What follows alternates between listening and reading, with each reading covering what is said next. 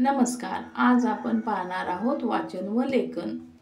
जेव्हा आपण मुलांना वाचायला शिकवणार आहोत तेव्हा वाचन कुठून सुरुवात करावे?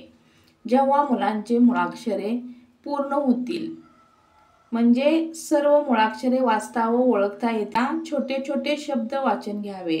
शब्द वाचन झाल्यानंतर त्याच शब्दाचे लेखन घ्यावे.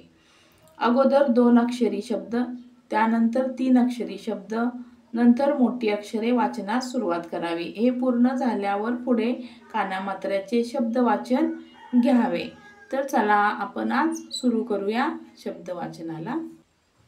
क न, ख न, ग न, घ न, म न, र न, व न, स न, क्षण, कळ, खळ, गळ, जळ, थळ, तळ, दळ, नळ, पळ,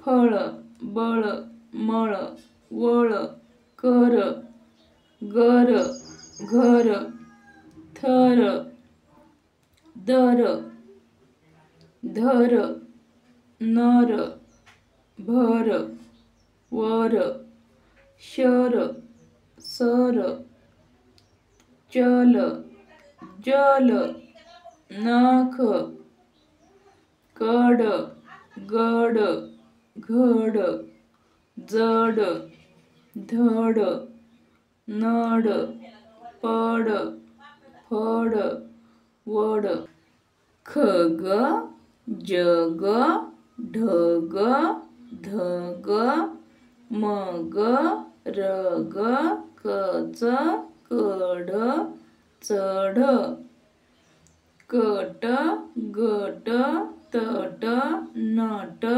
फट, मठ, गज, भज, चव, कप, जप, तप, नथ, पथ, रथ, डफ, पद, मध,